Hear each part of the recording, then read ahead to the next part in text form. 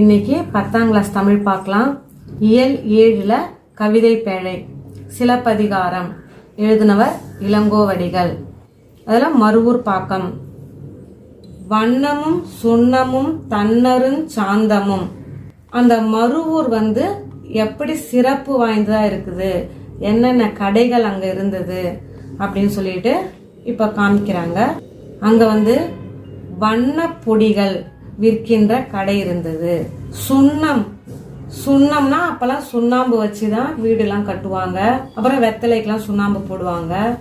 அதனால சுண்ணம் விற்கிற கடைகள்லாம் இருந்தது.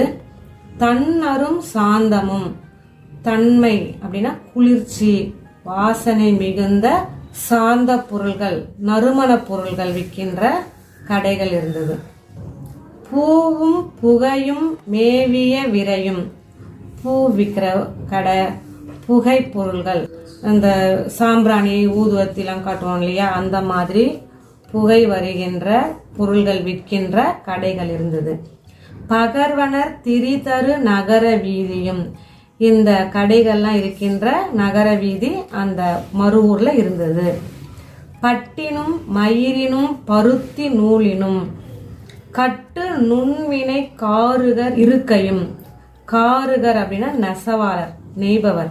அவங்க என்ன நெய்றாங்க அப்படின்னா பட்டு வச்சு நெய்றாங்க, மயிர் வச்சு நெய்றாங்க, பருத்தி நூல் வச்சு நெய்றாங்க.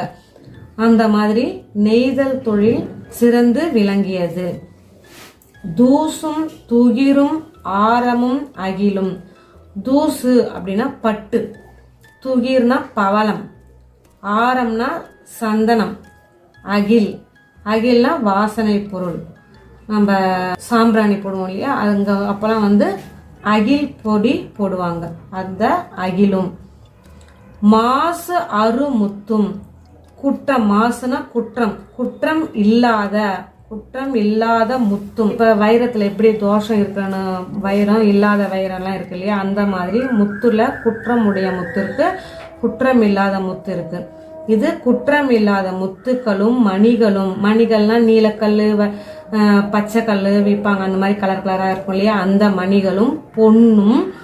அருங்கல விருக்கையோடு அளந்து கடை அறியா, வளம் தலை மயங்கிய நனந்தலை மொருகும். இது மனப்பாட பகுதி, அதனால நல்லா கவனிச்சுக்கோங்க. இப்ப அந்த செல்வம், இதெல்லாம் நம்ம செல்வத்தை தான் சேர்ப்போம்.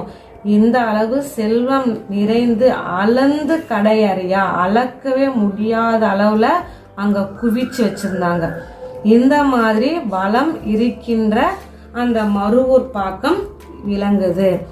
பால் வகை தெரிந்த பகுதி பண்டமோடு கூலம் குவித்த கூல வீதியும். கூலம் அப்படின்னா தானியம் அர்த்தம், நவதானியம் அப்படின்னு சொல்லுவாங்க. அந்த தானியத்தை நம்ம அரைச்சோம்னா பால் வருது இல்லையா, கூல வீதியும். இதற்காகவே ஒரு வீதி இருக்கு, அந்த வீதி பேரு கூல வீதி அப்படின்னு சொல்லுவாங்க. இப்ப இந்த மனப்பாட பகுதி மட்டும் படிக்கிறேன், நல்லா கவனிங்க. தூசும் துகிரும் ஆரமும் அகிலும், மாசு அரு முத்தும் மணியும் பொன்னும், அருங்கல வெறுக்கையோடு அளந்து கடை அறியா, வளம் தலை மயங்கிய நனந்தலை மருகும். பால் வகை தெரிந்த பகுதி பண்டமோடு கூலம் குவித்த கூல வீதியும். அடுத்தது அங்க யார் யார் இருக்கிறாங்க, இப்ப இதெல்லாம் என்னென்ன பொருள் விற்கிறாங்க, என்னென்ன கடைகள் இருக்குது அப்படின்னு பார்த்தோம். இப்ப என்னென்ன விற்கிறவங்க இருக்கிறாங்க அப்படின்னு பார்க்கலாம். காழியர் கூவியர் கல் நொடை ஆட்டியர்.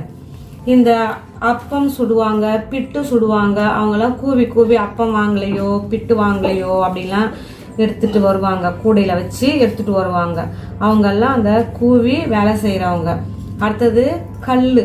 அப்பெல்லாம் இப்ப மதுபானம் இருக்கு இல்லையா, அப்ப கல்லு தான் எல்லாருமே குடிப்பாங்க. அந்த கல் விற்கிறவங்களும். மீன் விலை பரதவர், அந்த மீனவரை பரதவர் அப்படின்னு சொல்லுவாங்க. இந்த மீன் விற்கிற பரதவர்கள். அப்புறம் வெள் உப்பு பகருனர், அந்த வெண்மையான உப்பு விற்கிறவங்க. பாசவர், வெற்றிலை விற்கிறவங்க. வாசவர், அந்த வெற்றிலை கூட போடக்கூடிய வாசம் மிகுந்த பொருள்களை விற்பவர். பல்நின விளைஞரோடு ஓசுனர் சிரிந்த ஊன்மலி இருக்கையும். ஓசுனர்னா எண்ணெய் விற்கிறவங்க, அங்க எல்லாரும் அந்த தெருவுல விற்பனை செஞ்சாங்க. கஞ்சக்காரரும் செம்பு செய்கினரும்.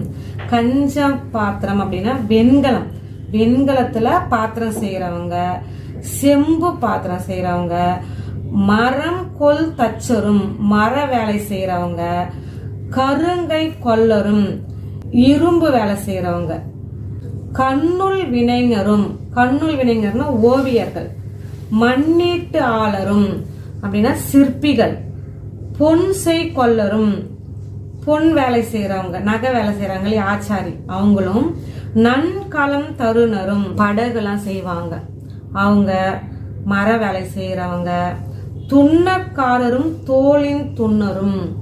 துன்னக்காரர் அப்படின்னா தையல்காரர். அப்புறம் தோல் தைக்கிறவங்க, அந்த தோளாலேயே பொருள் செஞ்சு விற்பாங்க, அந்த தோளின் துன்னரும். கிழியினும் கிடையினும் தொழில் பல பெருக்கி. பொருள்கள் எது எது வேணுமோ எல்லா பொருள்களும் அந்த தொழில் செய்யறவங்க இருக்கிறாங்க. பழுதியில் செய்வினை பால் கெழு மாக்களும். பழுது குற்றம் இல்லாம அந்த பொருள்களை விற்கிறவங்க இருக்கிறாங்க. குழலினும் யாழினும் குரல் முதல் ஏழும். குழல் இனிது யாழினிது அப்படின்னு சொல்லுவாங்க. குழல்னா புல்லாங்குழல்.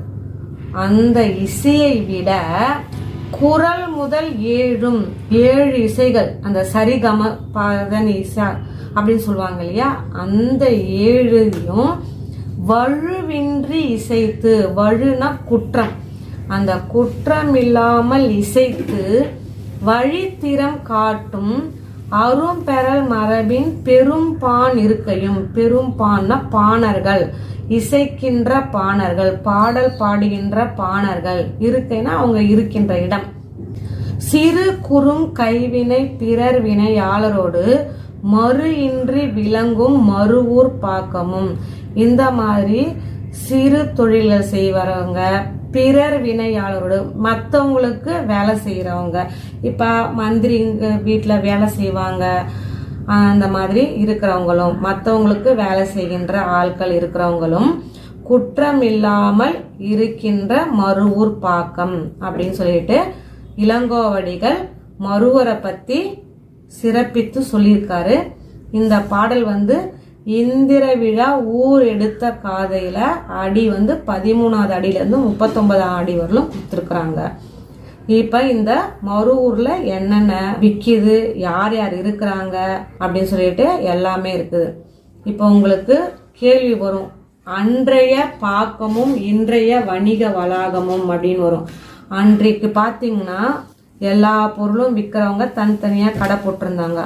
ஆனா இப்ப ஒரு மால் அப்படின்னு சொல்லிட்டு வணிக வளாகம் வந்துருச்சு. அதுல உள்ளார போனா நம்மளுக்கு இங்க இருக்கிற எல்லா பொருளுமே அங்க போனோம்னா இல்லாத பொருளே இல்லை அப்படின்ற மாதிரி எல்லா பொருளும் அதெல்லாம் விற்கிது.